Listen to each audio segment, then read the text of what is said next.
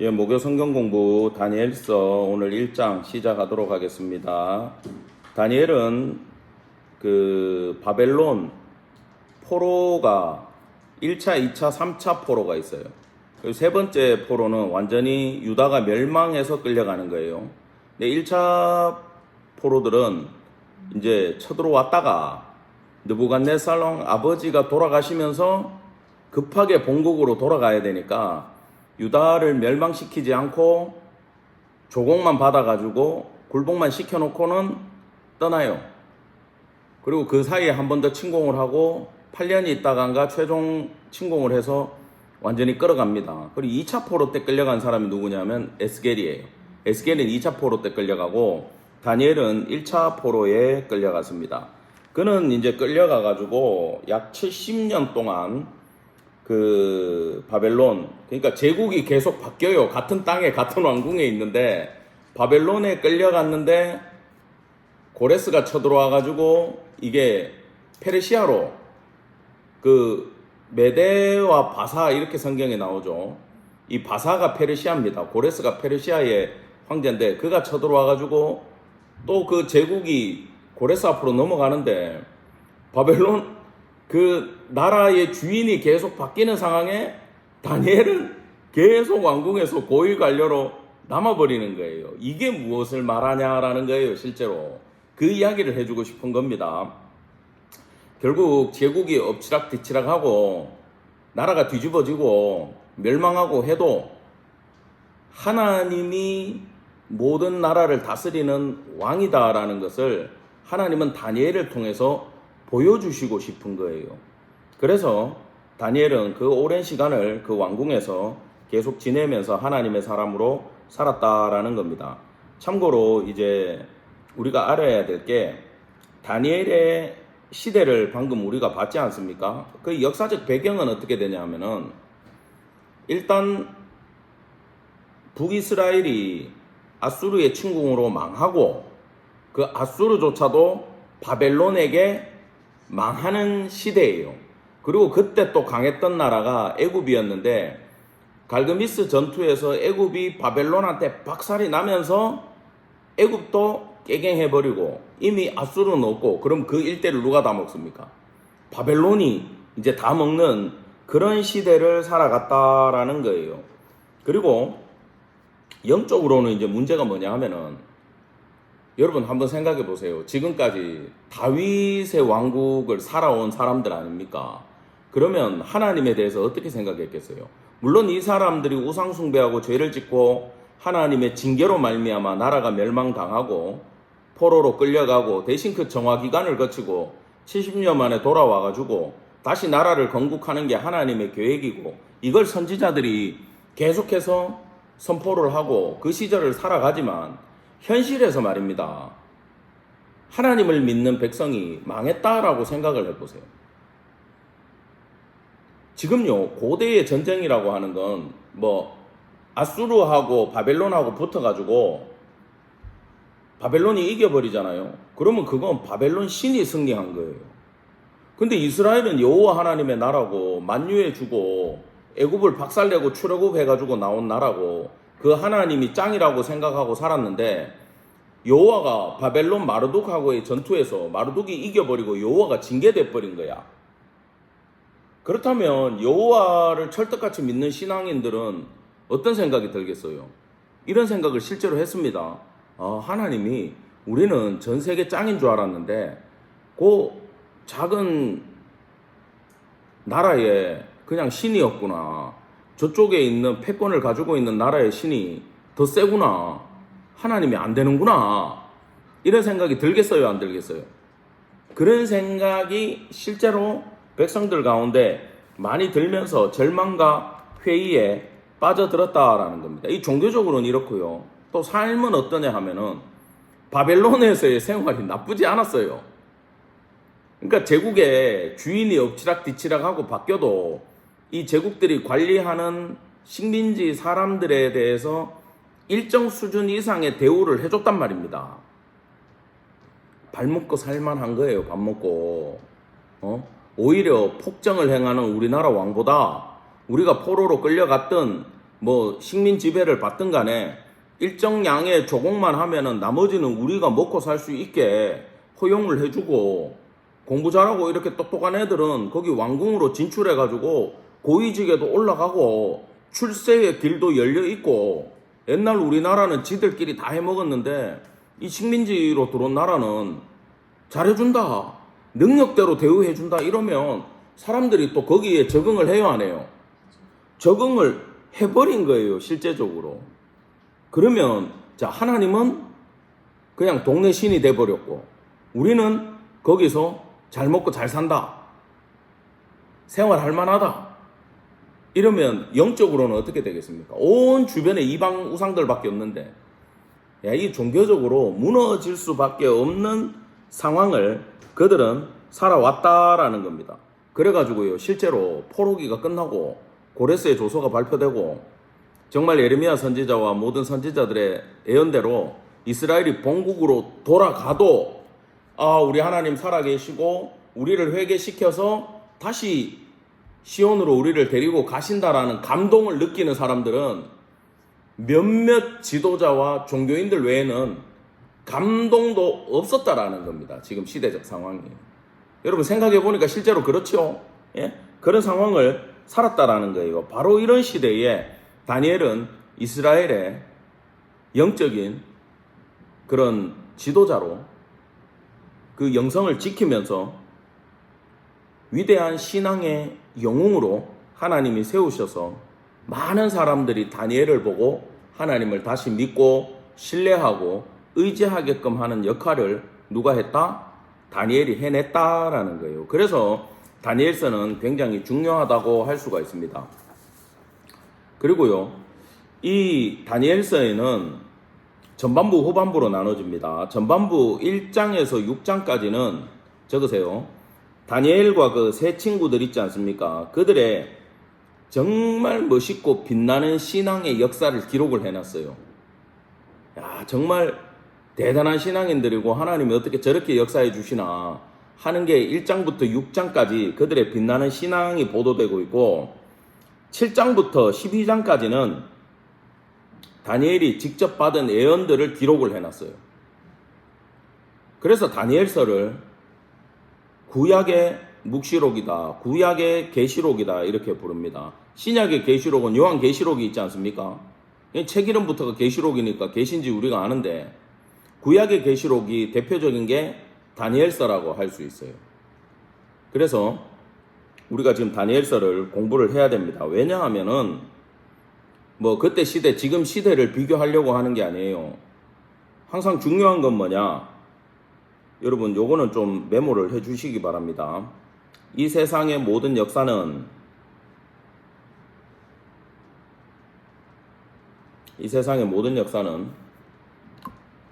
선민의 구원과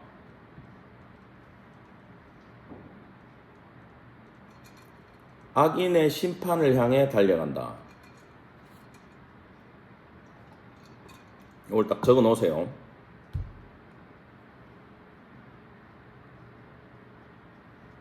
그러니까 다니엘 끝에 묵시가 하는 이야기가 이거예요. 이 세상은 결국 끝을 향해 달려가는데 선민이 구원받고 악인이 심판받는 과정으로 흘러간다라는 이야기를 다니엘이 하고 싶은 거예요. 요한계시록도 실제로는 그 얘기입니다. 그러면 그 과정에서 우리가 봐야 되는 건 뭐냐? 자, 첫 번째, 하나님께서 이끌어가는 과정을 알아야 돼요. 하나님이 역사를 어떻게 이끌어가는가, 하나님이 이끌어가는 과정을 알아야 되고, 그 다음에 그 하나님이 사탄을 어떻게 심판하시는지를 우리가 또 알아야 돼요.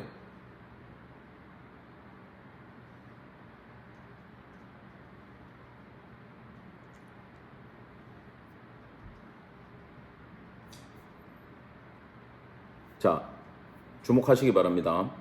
결국 이 모든 묵시가 하는 이야기는 뭐냐 하면은 단순합니다. 하나님이 왕이시고 사탄의 세력이 아무리 강해도 하나님한테 심판을 받는다라는 게 핵심이에요.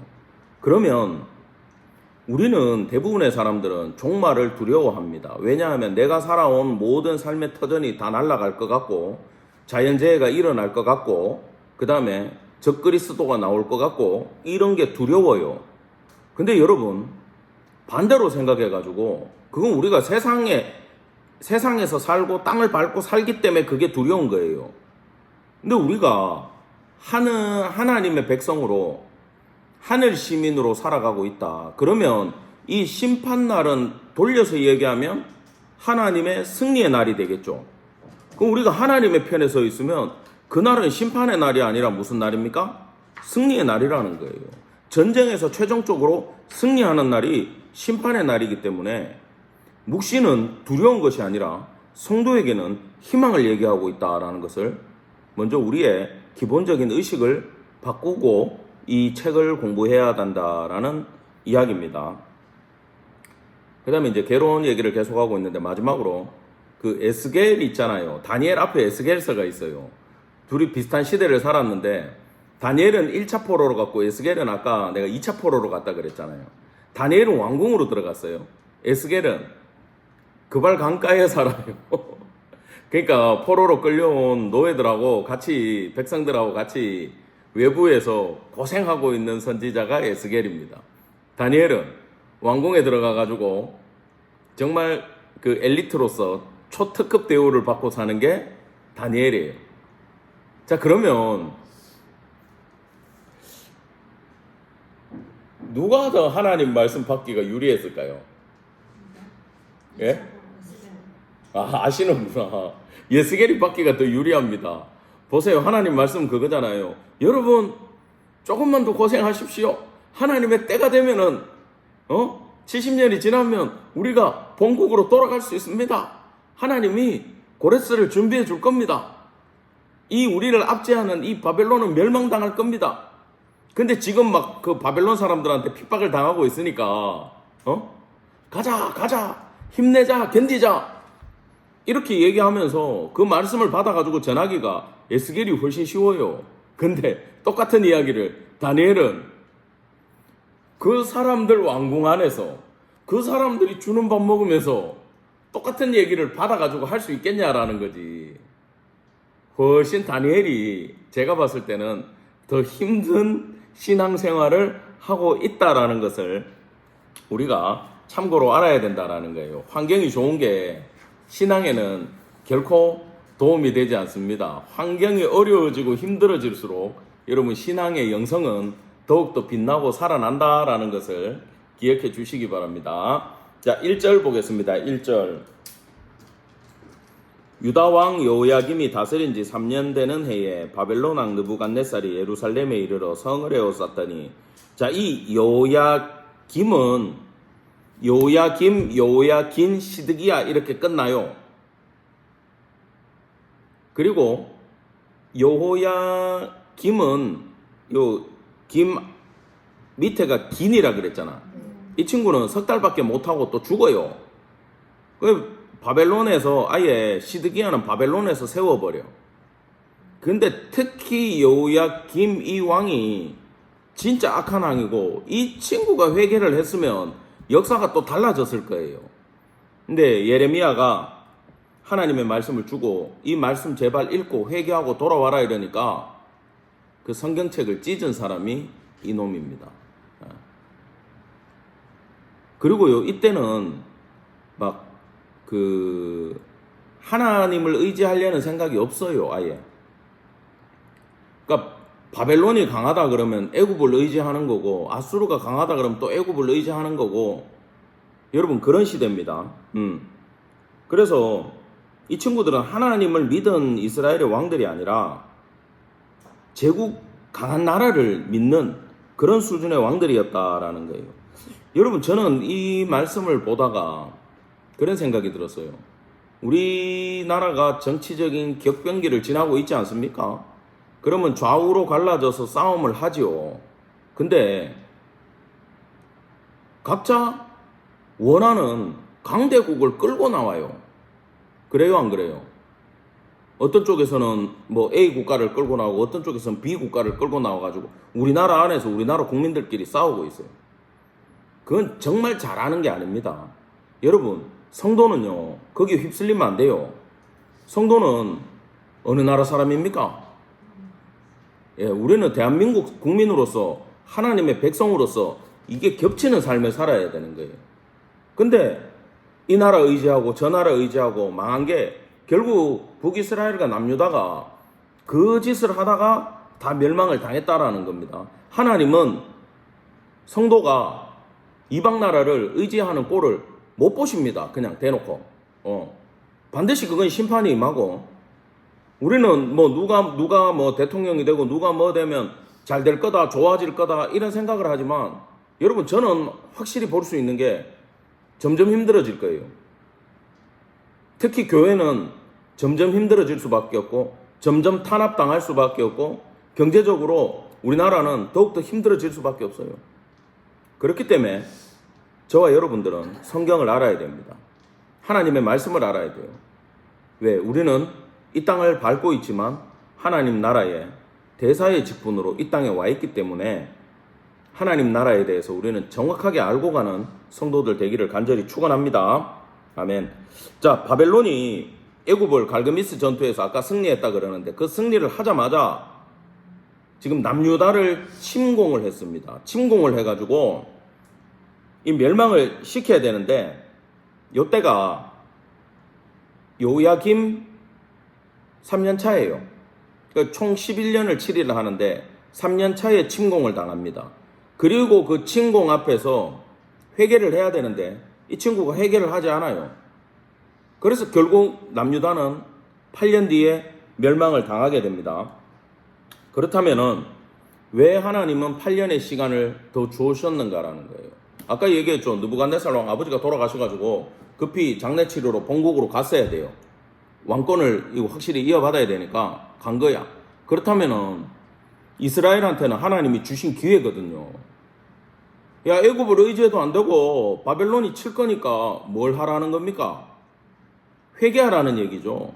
하나님 앞으로 돌아오라는 얘기입니다. 여러분, 거룩한 성도가 살아갈 수 있는 길은 이거밖에 없어요. 삶이 힘들어진다, 하나님 왜 이러십니까? 그러지 말고 하나님 용서해 주시고 은혜를 허락해 달라고, 회복시켜 달라고, 하나님 더 잘 믿겠다고 고백을 해야 돼요. 그게 안 되니까 보세요. 2절 보세요. 2절의 첫 단어가 뭡니까? 주께서죠. 지금 주권자가 누구예요? 하나님, 주님이에요. 주님이 허락하신 거예요.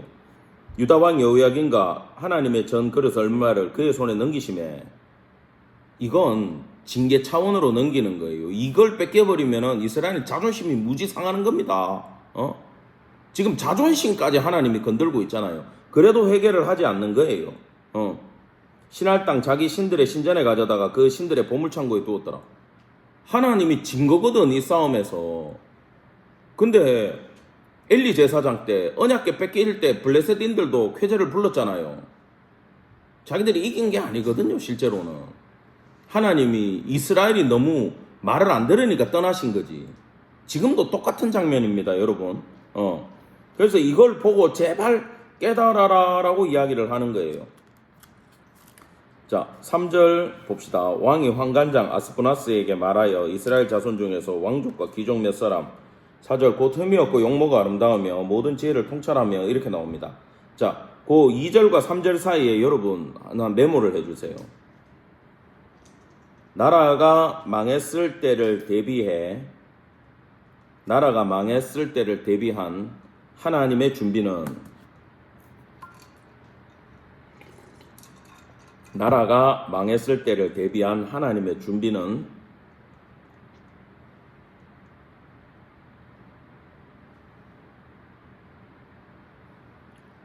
바벨론에서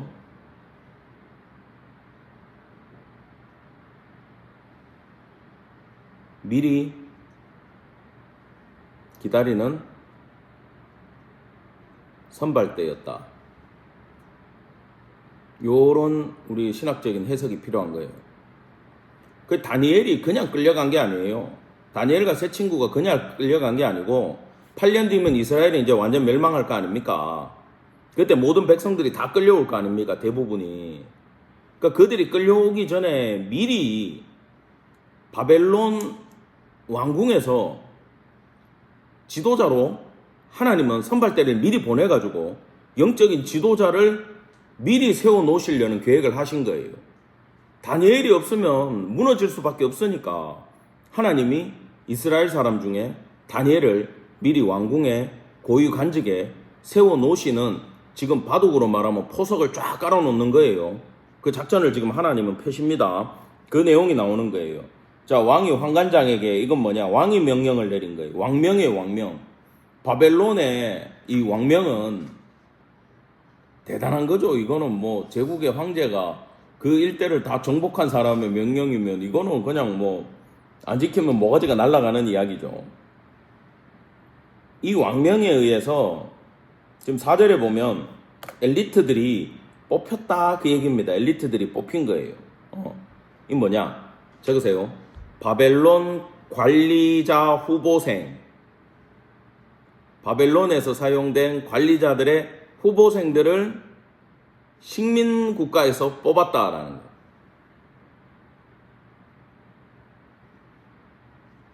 이게 정치적으로는 이런 거죠. 여러 나라를 다 정복해가지고 127개 나라인가 그렇잖아요.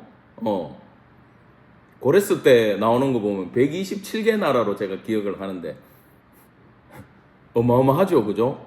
그 제국을 다 다스려야 되면은 어느 지역에서 언제 반란이 일어나고 무슨 일이 일어날지 모르잖아요. 그러면 보세요. 여기 지금 우리 집사님들 딱 계시고 내가 느부갓네살 왕인데 요 집 아들, 요 집 딸내미, 저 집 아들 하나 잡아다가 딱 내 밑에다가 두고 관리자로 쓰면은 그 부모님들이 말을 들어야 돼, 안 들어야 돼? 직결돼 있잖아, 이게. 그리고 힘든 일을 시키는데 여기 와 있는 고위 관직이 우리 유대인이야. 이 친구가 시키면 말을 들을까요, 안 들을까요? 반감 없이 말을 들을 거 아니에요. 그래서 느부갓네살은 똑똑한 거예요. 이 식민 지배를 한다고 해서 무조건 죽이고 무시하는 게 아니라 고위 관료로 딱 쓰면서 내 사람 만들어 놓고 이 사람을 통해서 그 나라들을 다스리는 겁니다. 근데 이걸 이제 어떻게 할 거냐? 가르쳐 가지고 내 사람을 만드는데 이게 큰 뜻은요, 여러분 메모 하나 더 하세요. 이게 일종의 식민 정책이에요. 이래 되면 그 민족들은 정체성을 상실할 수밖에 없어요. 그죠? A 국가에서 붙잡아가지고 내 새끼가 돼가지고 바벨론 사람이 완전 돼서 고위 관직에 올라가지고 잘 먹고 잘 산다 그러면 저 사람들이 반감을 가지고 나하고 싸울 생각을 하겠어? 자기들도 출세할 생각을 하겠어? 출세할 생각을 한다라는 거지. 그러니까 결국은 이게 식민지 말살 정책이다, 이렇게 이해를 하시면 됩니다. 자, 왕족과 귀족 몇 사람. 그러면은 지금 여기 3절 끝에 왕족과 귀족 몇 사람 되어 있는데 다니엘과 세 친구는 그러면은 신분이 뭐예요? 왕족, 귀족 몇 사람에 들어가는 거예요. 자, 그러면 일단 집안이 좋아. 훌륭한 가문 사람이야. 자, 근데 봅시다. 4절 봅시다. 흠이 없어야 돼. 용모가 아름다워야 돼. 지혜가 있어야 돼. 지식이 있어야 돼. 학문에 익숙해야 돼. 왕궁에 딱 세워놨을 때 폼이 나야 돼. 그 나라의 말인 갈대아 사람의 학문과 언어를 잘해야 돼. 야, 세상에 이런 엘리트가 어디 있어요? 그죠? 지금 엘리트 중에 최고의 엘리트들을 뽑았다라는 겁니다. 대단한 거죠. 정말 박학다식하고 똑똑한 사람들을 지금 선발해가지고 모았다라는 겁니다. 그리고 참고로 여기 갈대아 사람의 학문과 언어 이러면은 이것 때문에 오해하는 분들이 많은데, 왜냐하면은 그쪽에 우리 그 동방박사 얘기할 때 그 주술사들이잖아요. 한마디로 별자리 보고 연구하면은 그 점치는 사람들이란 말이야. 그러면 우리 신앙의 선배 다니엘이 점쟁이야 이렇게 될 수도 있는 거예요. 그런 게 아니죠. 아마 그렇게 좋지 않은 이방의 학문을 배웠어도 다니엘은 거기에 빠져들기 위해서, 그걸 이용하기 위해서 배운 게 아니라 어쩌면은 이제 그 사람들의 종교의 실체를 알고 오히려 여호와 신앙으로 확실히 반박하고 변증할 수 있는 그런 내용들을 공부하기 위해서 그걸 더 쌓아갔다라고 보는 게 맞습니다. 왜냐하면 제가 이런 이야기까지 깊게 해주는 이유는 요런 내용들을 꼬투리 잡아가지고 유튜브에 보면은 이상한 얘기를 만들어서 어그로를 끄는 거죠. 구독자 늘리려고. 그런 사람들이 실제로 많아요. 그래서 대부분 여러분 그냥 성경 본문과 강해 이런 걸 많이 들으시지 좀 신기한 제목 있지 않습니까? 뭐 하나님의 아들들은 누구인가, 뭐 천사인가, 뭐 이런 거부터 해가지고 세례 요한 뭐 얘기하고 이런 것들은 실제로 저도 궁금해서 다 들어가 봤는데 내용이 없어요. 그리고 굉장히 잘못 알고 있고 편파적으로 알고 있기 때문에 신앙을 성장시켜야 되는 사람들한테는 결코 도움이 안 되는 내용들이 많다라는 거죠. 그래서 미리 얘기를 해주는 겁니다. 자, 그러면 여기서 우리가 4절까지 본 거 중에서 여러분 제목만 적어 놓으세요. 느부갓네살 왕의 계획과 하나님의 계획의 충돌이다. 이렇게 적어 놓으세요.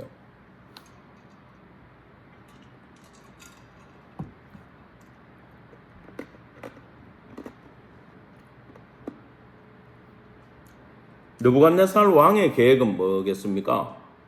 바벨론식으로 교육을 시켜가지고 내 사람 만들려는 계획을 하는 거 아니에요, 한마디로. 그 다음에 왕이 자기 먹는 음식을 줘요.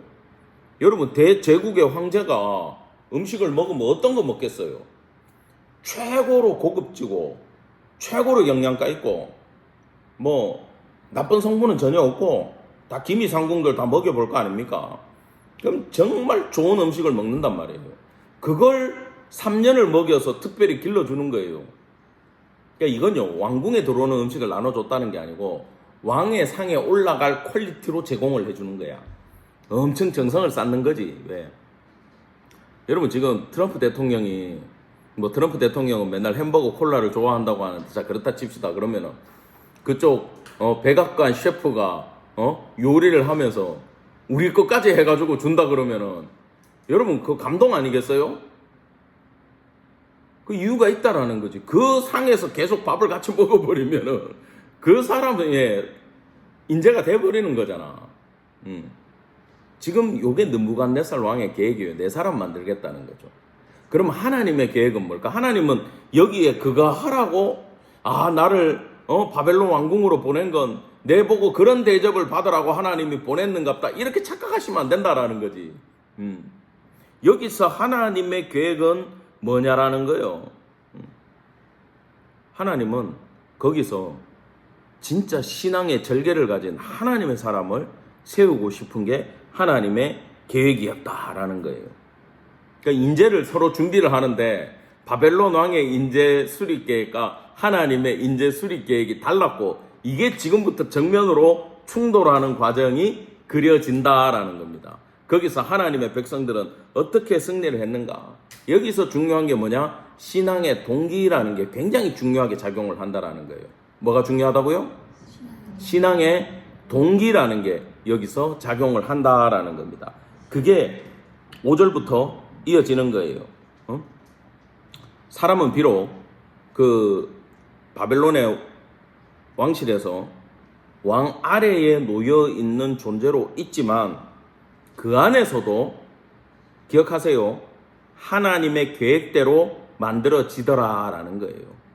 거기 있지만, 몸은 거기 있지만 하나님의 계획대로 만들어지더라라는 겁니다. 또 왕이 지정하여 그들에게 왕의 음식과 그가 마시는 포도주에서 날마다 쓸 것을 주어 3년을 기르게 하였으니 그 후에 그들은 왕 앞에 서게 될 것이더라.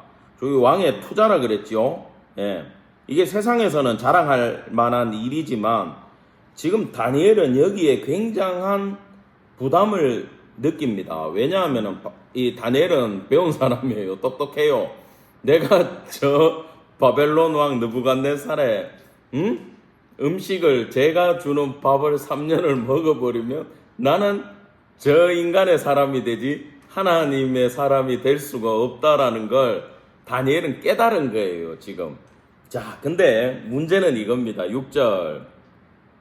그들 가운데는 유다 자손 곧 다니엘과 요 한번 6절 다 같이 읽어볼까요? 시작. 그들 가운데는 유다 자손 곧 다니엘과 하나냐와 미사엘과 아사랴가 있었더니, 자, 다니엘과 세 친구는 우리 보통 제 주일학교 때나 철야 예배 때 뭐 목사님 설교 때도 이 하나냐, 미사엘, 아사랴가 발음이 힘드니까 뭐로 배웠어요? 사드랑, 메삭, 아벳느고 이걸로 배웠잖아. 근데 여러분 그거는 우상의 이름이에요. 실제 그 이름도 우리는 알아야 되지만 다니엘, 하나냐, 미사엘, 아사랴 이 이름도 꼭 기억을 해주시기를 바랍니다. 사드랑, 메삭, 아벳느고 입에 짝짝 붙잖아. 입에 붙어. 하나냐, 미사엘, 아사랴 입에 안 붙어. 근데 이거 입에 붙이면 붙어요. 여러분 이걸 왜 그러느냐? 자 보세요. 환관장이 그들의 이름을 고쳐 다니엘은 벨드사살이라 하고, 하나냐는 사드락이라 하고, 미사일은 메삭이라 하고, 아사랴는 아벳느고라 하였더니, 자 이게, 자 메모하세요. 다니엘은 이런 뜻입니다. 엘이 들어가면 하나님이에요. 하나님은 재판장이다. 하나님은 판사예요. 하나님은 재판장이에요. 근데 벨드사살로 이름을 고쳤죠? 그럼 그 바벨론 신의 이름, 마르둑 신의 이름이 벨인데 이건 벨이 딱 나오잖아. 엘이 아니고. 그러면 벨이여 그의 생명을 보존하소서 이런 뜻이 돼요. 벨이 다니엘의 생명을 지켜주고 있다 이런 뜻이 돼버리는 거야. 벨이여 그의 생명을 보존하소서. 좋은 이름이요, 나쁜 이름이요? 나쁜 이름이죠. 자, 그러면 하나냐는 어떤 이름인가 보세요. 적으세요. 하나냐. 여호와는 은혜로우시다 이거예요. 여호와는 은혜로우시다.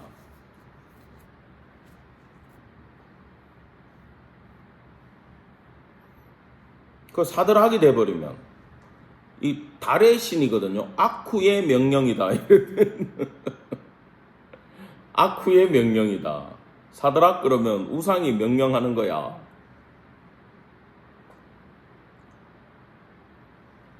미사엘은 하나님과 같은 분은 누구시냐? 이런 멋진 이름이에요. 하나님 같은 분이 어디 있느냐? 하나님과 같은 분은 누구신가? 이런 이름이요. 근데 이게 또 메삭으로 바뀌어요. 그럼 아까 달의 신이라 그랬죠? 아쿠와 같은 분이 어디 있느냐? 아까 하나님과 같은 분이 어디 있느냐 했는데 이제 우상의 이름으로 그 우상과 같은 분은 아쿠와 같은 신은 어디 있느냐? 이런 이름으로 이름이 바뀌어버렸어. 창시 계명을 당하고 있습니다 지금. 아사랴는 여호와가 도우신다 이런 뜻이에요. 아사랴 여호와가 도우신다.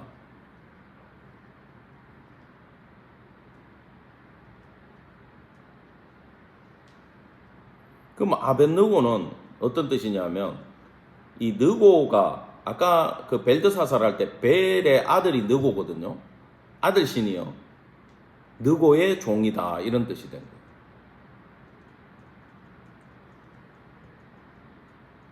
여러분 근데 이 지금 창시 계명을 당했는데 이게 중요한 게 뭐냐면은 하나님의 은혜의 사람으로 하나님의 은혜를 생각하는 이름으로 불리다가 내가 매일 듣는 게 내 이름이잖아요. 근데 지금 우상의 이름을 계속 듣는 이름으로 바뀌었어요. 하나님과 관계되어 있던 내가 지금 우상과 관계되어 있는 인간으로 이름이 바뀌고 그 이름 바뀌는 게 뭐가 중요해라고 하지만 그게 내가 계속 들어야 돼. 그 우상의 이름을. 아쿠가 니한테 명령한다. 아쿠와 같은 신이 어디 있느냐? 응? 느고의 종이다. 이걸 내가 맨날 들으면 정말 느고의 종 돼버리고 아쿠의 종 돼버리는 거예요. 이 지금 무서운 작업에 들어간 거예요. 지금 바벨론에서 3년 동안요 계속 이렇게 우상의 이름 들으면요 내 우상의 사람 돼버려요. 그랬기 때문에 다니엘이 적으세요. 지금 7절과 8절 사이에 이대로는 안 되겠다라는 생각을 한 거야. 이대로는 안 되겠다. 내가 내 신앙을 지키기 위해서 뭔가 해야 되겠다. 이대로는 안 된다.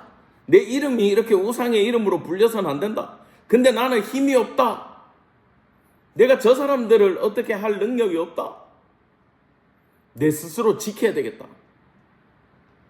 정말 대단한 결단을 여기서 내립니다. 8절 별표.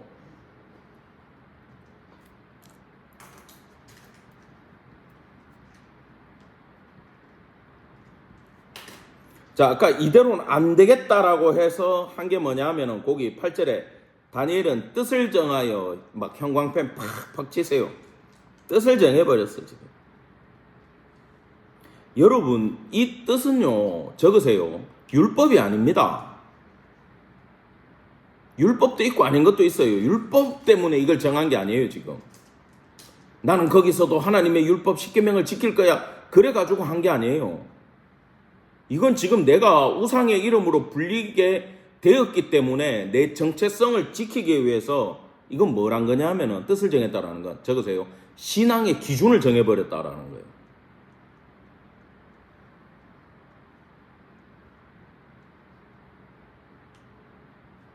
물론 율법을 지키는 게 신앙의 기준이 될 수 있어요. 근데 지금 거기서 율법을 지키는 것도 불가능하잖아요. 그래서 다니엘은 지금 특수한 상황에 갑자기 처해졌기 때문에 내 신앙을 지키기 위해서 지금 기준을 정하고 그것대로 하나님 앞에 하나님 밀고 나갑니다. 내가 신앙을 지킬 수 있는 힘을 주세요라고 기도하면서 나가는 거예요, 지금. 자, 그 방법이 뭐냐 하면은 방법은 여러 가지가 될 수 있어요. 여기 보면은 왕의 음식, 이거는 왕의 밥상에 올라가는 동일한 음식, 그가 마시는 동일한 포도주, 이걸로 나를 더럽히지 않겠다라는 거지. 나는 저놈이 주는 거 안 먹고 난 저놈의 사람이 안다고 하나님의 사람이 되겠다라는 기준을 정했는데, 문제는 여기서 다니엘이 생각은 그거였어요. 왕이 주는 음식 자체가 문제가 아니라 이게 우상의 신전에 들어가서 벨 앞에 느고 앞에 바쳤던 걸 왕이 먹거든요. 그걸 알았기 때문에 저기 우상 찍고 온 고기 내가 먹어가지고 배불러가지고 뭐 하겠냐라는 거야. 하나님, 나는 적어도 이 고기만큼은, 저기 갔다 온 음식만큼은 나는 안 먹겠습니다. 그럼 이거는요, 우상한테 드려졌던 걸 먹는 거는 그 우상에게 복속되는 뜻이기 때문에 이거는 율법이 맞아요. 근데 왕이 마시는 포도주를 거부한 거는 다른 뜻입니다. 이건 제가 좀 이따가 알려드릴게요. 이 거부는 다른 거예요. 여러분 보시면은 레위기 11장에는 정한 음식과 부정한 음식에 대한 율법이 나옵니다. 거기 기준으로도 이건 부정한 음식이 맞아요. 근데 그건 우리가 사도행전에 보면은 우리 입장에서 생각해 봅시다. 우리가 뭘 먹어야 되고 말아야 되고, 이게 신약 시대에 가가지고 예수님 이후에는 깨지죠. 다 받아 먹으라 그러잖아. 그럼 바울도 뭐라 그래요? 네가 믿음이 있어가지고 다 하나님 음식으로 우상한테 찍고 온 거 알아도 하나님이 준 음식이지, 저놈들이 바보니까 거기 갔다가 온 거지. 나는 믿음으로 이거 먹어도 소화 잘 돼, 걱정 안 해. 그럼 먹어도 된다 그랬잖아. 근데 상처받는 영혼들이 있으면 먹지 말라 그러잖아요. 그죠? 이거는 이 연약한 지체에 대한 배려지 율법은 아니란 말입니다. 그 다니엘은 지금 이 뜻을 정했다라는 건 율법적인 측면보다도 기준을 정해가지고 나를 지키면서 내 신앙을 유지하면서 이 어려운 길을 가겠다라고 결정을 한 거라는 거죠. 왜냐하면 적으세요. 맹목적인 추종은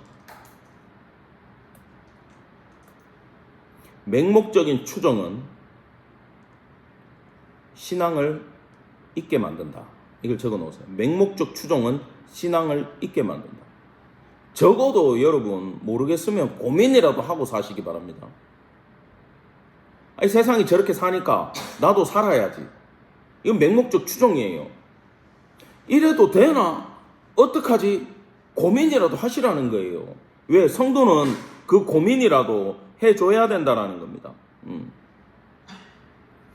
지금 다니엘이 빡친 건 그거죠. 제가 봤을 때 이 진수성찬이 문제가 아니고 제사 지내고 온 것도 문제가 아니고 그 왕이 기준을 정한 게 기분이 나쁜 거야.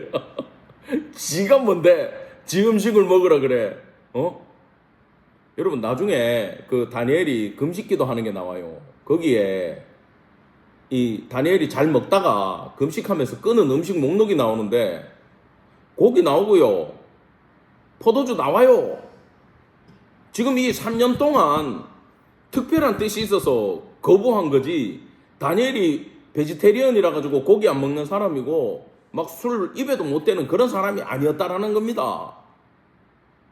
이 부분을 우리는 고민하면서 지나가야 돼요. 지금 왜 이런 기준을 정했을까라는 걸 봐야 돼요. 자, 이렇게 다니엘이 뜻을 정해가지고 기준을 정한 건 우상한테 갔다 온 걸로 나를 더럽히기 시작하면 나는 끝날 것 같다라고 생각을 했기 때문이에요. 우상에게 갔다 온 음식을 내가 먹어버리면은 나는 신앙이 무너질 것 같아. 그래서 나는 이걸 안 먹어야 되겠어. 이게 군대에서 군대 간 사람들은 알지만 그 2등병 때 교회 가는 게 눈치가 많이 보입니다. 요즘은 괜찮은데 옛날에는 그랬어요. 갔다 오면 막 매 맞고 이랬어요. 근데 매를 한 대 맞고라도 하나님 나는 교회 다니는 걸로 내 신앙을 정하고 이 부대에 그렇게 나는 예수 믿는 사람으로 확고하게 가겠습니다. 그러면 매 맞고 가면 됩니다. 그때는요 구박을 당하고 힘들어도 막 신앙적으로 엄청 뿌듯해요. 그래가지고 막 교회 본당에 가가 앉아가지고 2등병 때 기도하면 막 눈물이 쫙 흘러. 하나님 모진 핍박 가운데도 저를 이끌어 주시고 제가 그럼에도 불구하고 교회 나올 수 있는 은혜를 허락해 주셔서 감사합니다. 그러니까 오늘은 빵을 2개 주십시오. 이러고 간다고 2등병 때는. 근데 여러분 병장 돼봐요. 내무반에서 내가 왕고가 됐어. 왕이야 왕. 여러분 그거는 가본 사람들은 알아요. 병장 왕고를 지내보면요 제대하기 싫어요.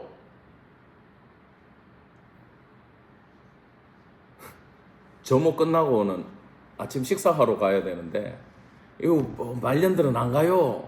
거기 가가 줄 서가 밥 먹는 것도 귀찮거든. 그럼 내무반에 와갖고 자.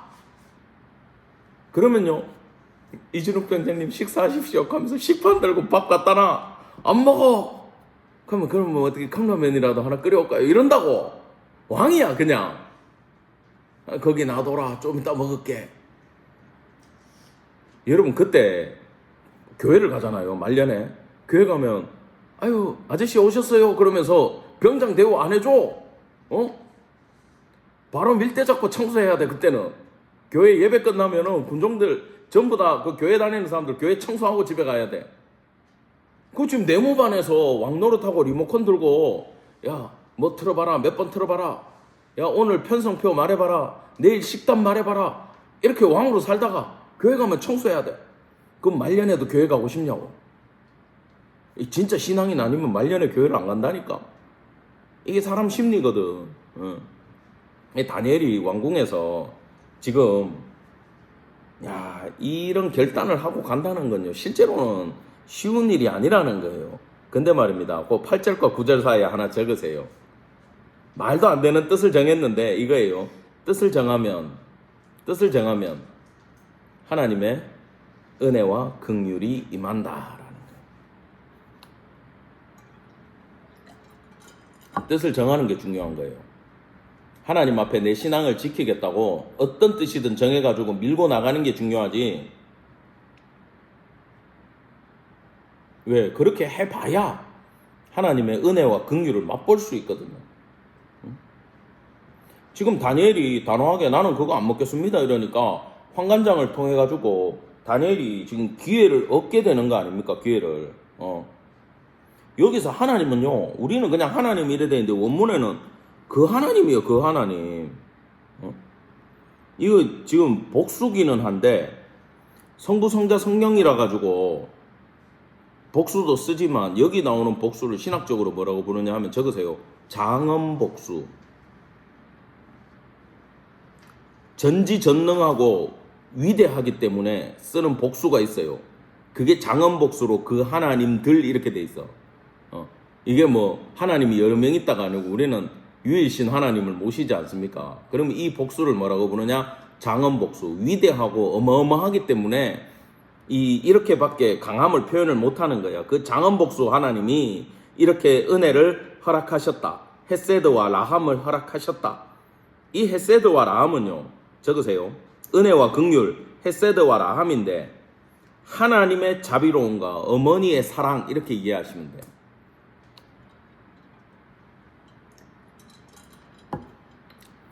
하나님의 자비로움 헤세드는 그거죠. 다윗이 무비보셋 그 전론발이 요나단의 아들 왕자 대우를 해주는 그걸 다윗의 헤세드라 그러잖아.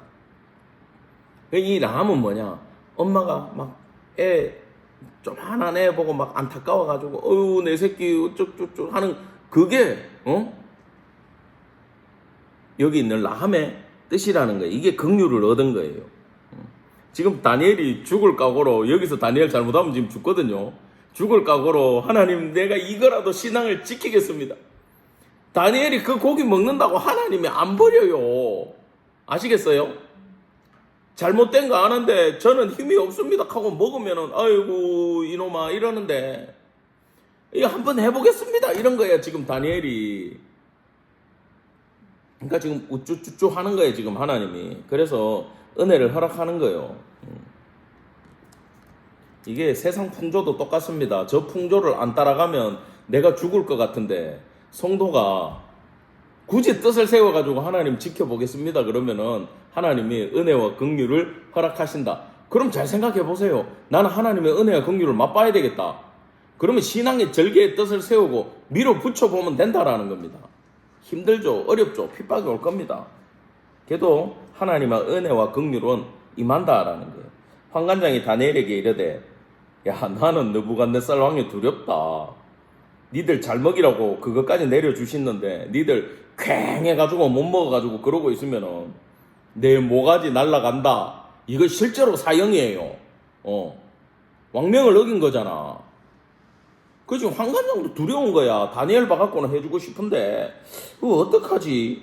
그러니까 다니엘이 이제 말합니다. 환관장한테 12절 청하오니 당신의 종들을 열흘 동안 시험하여 채식을 주어 먹게 하고 물을 주어 마시게 한 후에 비정상적인 이야기죠. 여러분 이게 이렇게 먹으면 어떤 사람들은 그래요. 아 채식하고 이렇게 물 먹으면은 고기 먹고 술 먹는 것보다 더 건강해가지고 다니엘이 얼굴이 밝아졌다 이렇게 생각하는 사람 손 들어봐요. 손 들어봐요 집사님들. 근데 이건요 비상식적인 말이에요. 여러분 이 필수 영양소를 골고루 잘 먹어야 건강합니다. 그죠? 다니엘은 지금 뭘 하냐 하면은 그 3년 동안 적어도 내가 내 신앙의 절개를 지키기 위해서 저 우상한테 갔다 온 음식으로 그 이미 이름이 더럽혀졌잖아. 근데 내가 내 귀로 듣는 것까지는 방법이 없어. 근데 먹는 거는 내가 어떻게라도 한번 안 먹어보겠다라고 지금 정하니까 하나님이 길을 열어주시는 건데 비상식적인 걸로 자기를 테스트하라고 얘기를 한 거예요. 여러분 어떨 때 신앙을 지키는 게 세상에서 봤을 때 비상식적일 수 있어요. 근데 하나님의 은혜와 긍휼이 임하면 회복이 된다라는 겁니다. 이건 하나님 믿고 진짜 이거는 하나님 믿고 다니엘이 해본 거예요. 여러분 적으세요. 여기 채식은 야채만을 뜻하지 않아요. 육식, 생선 빼고 전부 다 하니까 야채와 곡물이에요. 야채와 곡물.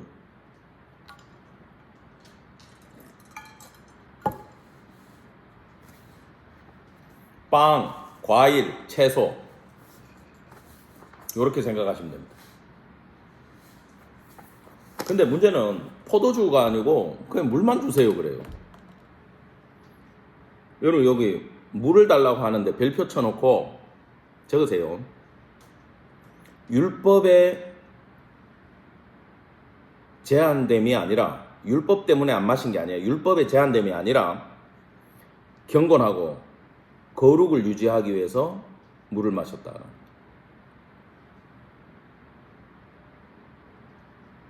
건강의 문제가 아닙니다. 이거는 지금 술 취하지 않기 위해서 물을 마시겠다는 거예요. 율법에서도 포도주 제하지 않아요. 예수님도 성찬식 할 때 포도주를 하셨잖아. 근데 난 그거 안 먹겠습니다. 여러분 이건 경건을 위해서 한 거예요. 거기 하나 좀 적으세요.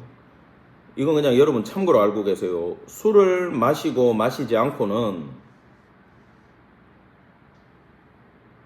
율법의 문제가 아니라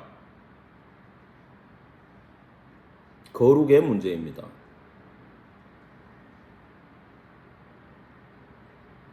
저도 며칠 전에 재밌는 일이 있었는데 20년 만에 만난 분이 있는데 언제 술 한잔 하자 그러더라고.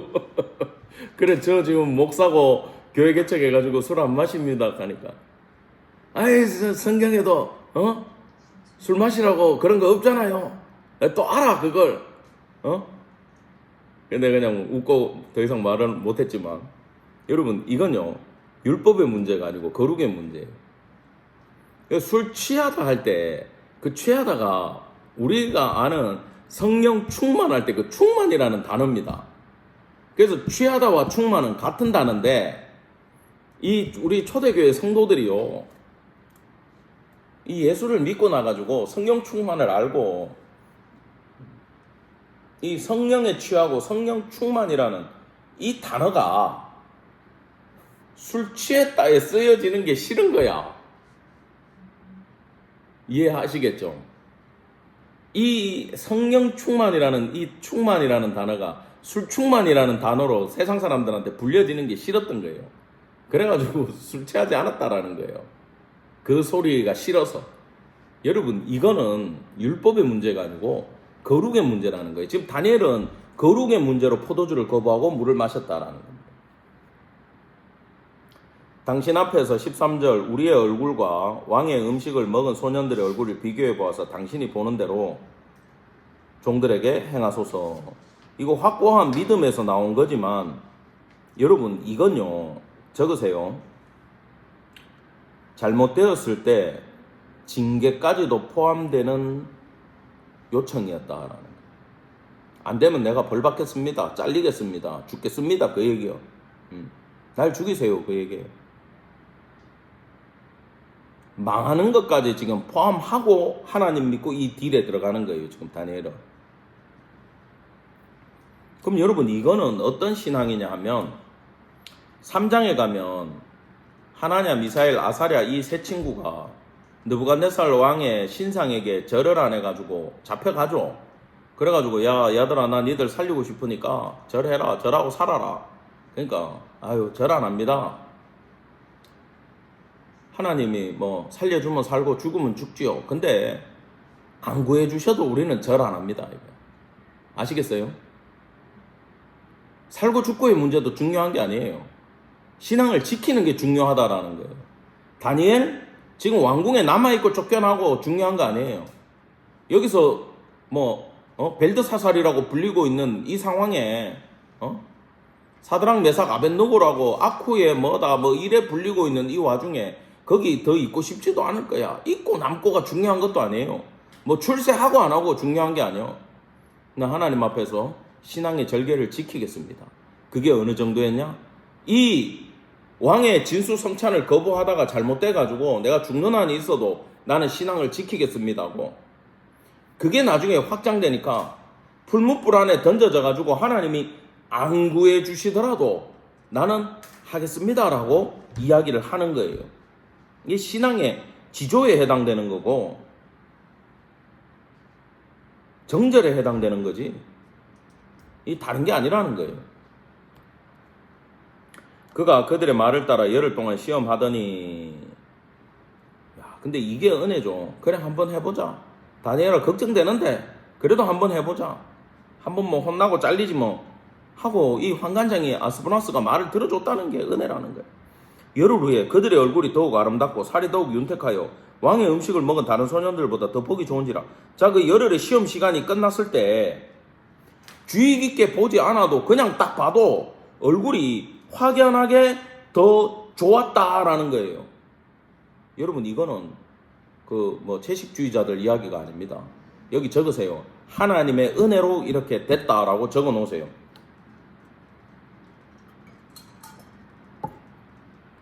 그래서 16절에 보면 감독하는 자가 그 제공된 음식 포도주 제하고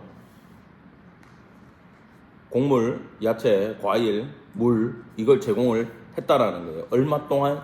3년 동안 제공을 하는 걸로 다니엘의 입장을 배려를 해줬다라는 겁니다. 이 교육기간이 끝나면 다니엘은 이거는 이제 합숙훈련 들어가는 거니까 주는 건 먹어야 되지만 그 위에는 자기가 알아서 먹으면 돼요. 그죠? 그때는 고기도 먹고 야채도 먹고 빵도 먹고 포도주도 마시고 다 합니다.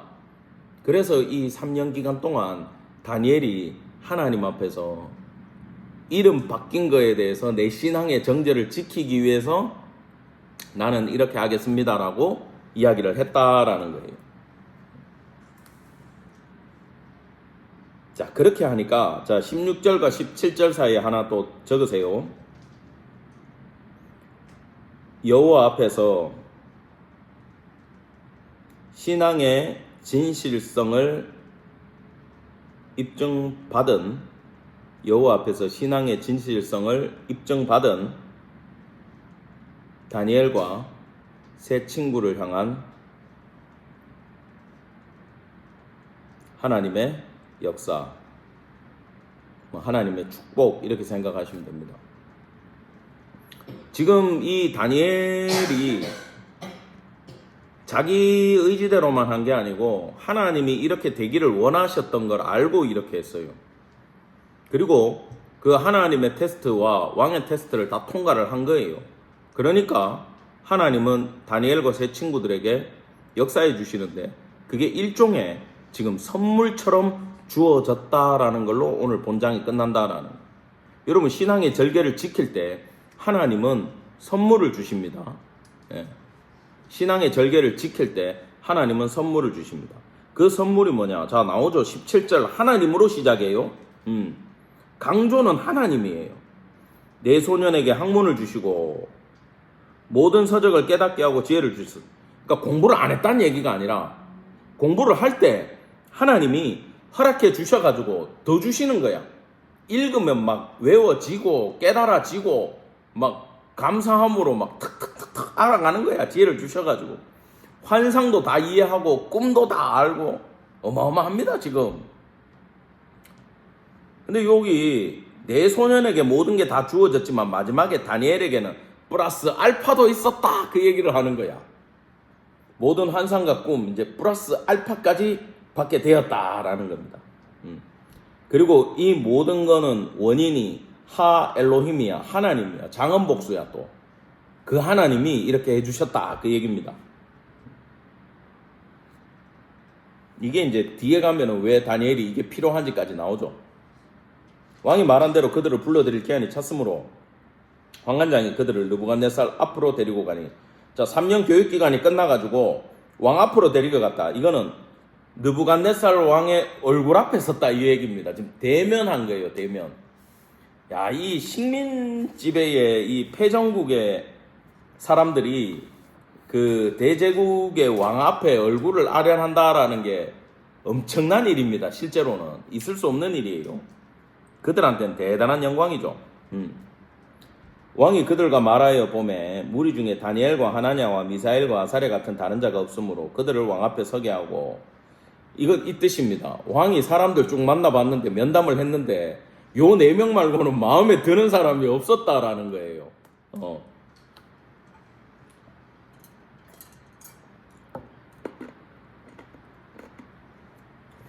그러니까 그들을 왕 앞에 서게 했다. 이들만 왕 앞에 설 수 있는 자격이 주어지고 나머지는 다른 일로 다 배치대가 빠진 거예요. 그러니까 왕을 모시는 일에는 이 4명만 합격했다 그 뜻입니다. 이 본문은. 이게 하나님의 주권이었다라는 거예요.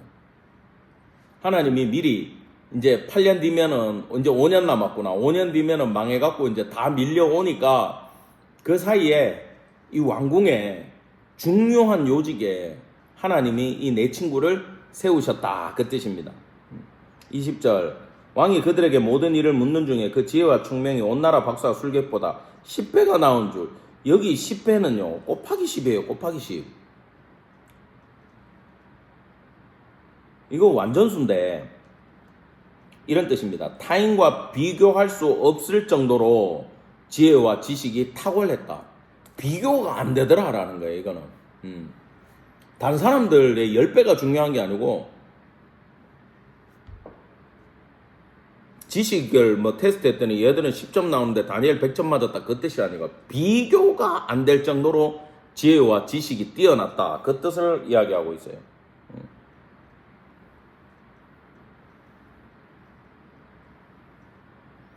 그리고 앞에서는 그냥 개인 면담만 하더니, 이번에는 다니엘을 테스트하는 그 비교급이 온 나라의 박수와 술객이야. 지금 그러면 그 나라에서 제일 똑똑한 사람들 다 데리고 왔는데 그 사람들보다 10배. 그러니까 나라의 인재들보다 다니엘이 10배는 더 똑똑했다라는 얘기예요. 엄청난 축복이죠. 이 선물을 그 신앙의 절개를 지킬 때 받게 됐다라는 겁니다. 자, 다니엘은 고레스 왕 원년까지 있으니라. 지금 고레스는 누구냐 하면은 이 바벨론 제국 무너뜨리는데 메대하고 바사가 바벨론을 무너뜨리고 이 왕궁을 바벨론 왕궁을 다시 차지하는데 그때까지 다니엘이 계속 그 왕궁에서 일하고 있었다라. 얼마나 인재였으면 왕이 바뀌고 제국이 바뀌어도 다니엘을 자를 수가 없어. 이해가 되죠? 어느 정도 사람이었는지. 다 하나님이 그렇게 그 자리에 뒀다라는 겁니다. 근데 본서 10장 1절에 보면은 고레스 왕 3년에 환상을 봤다라고 나오거든요. 다니엘이. 여기는 원년이면 첫 해잖아. 고위 관직의 첫 해까지 있다가 고레스 조서 발표되고 이제 난 좀 쉬어야 되겠다 하고 이제 집에 갔는데 거기서 예언 받아갖고 나머지 다 기록했다 이래 보면 됩니다. 그해 사직하고 나머지 기간은 선지자로 지내왔다 이렇게 이해를 하시면 돼요. 이거 뭐 몇 해까지 우리가 따질 필요는 없는 것 같아요. 여러분 여기서 하고 싶은 얘기는 세상 나라가 흥망성쇠를 거듭한다고 해도 다니엘로 대변되는 하나님의 나라는 건재하더라라는 거예요.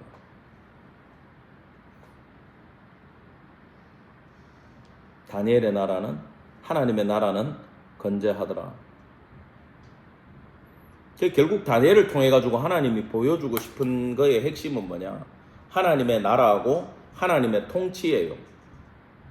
뭐 누가 쳐들어와서 뭐가 망하고 세상이 어떻게 돌아가고 왕이 바뀌고 모든 걸 떠나서 하나님의 백성, 하나님의 나라, 하나님을 의지하는 사람, 하나님 앞에서 신앙을 세워나가는 사람, 그들을 향한 하나님의 인도하심과 축복과 그것은 세상 다니엘 예언에 나오는 세상 끝까지 하나님은 그들과 함께 하신다라는 것을 다니엘을 통해 하나님은 우리에게 보여주고 싶으시다라는 것을 기억하시고 그 어떤 순간에도 흔들리지 않는 신앙으로 신앙의 정절을 지키고 믿음을 지키고 신앙의 기준을 만들어 나가는 모든 성도님들 다 되시기를 간절히 축원합니다. 아멘.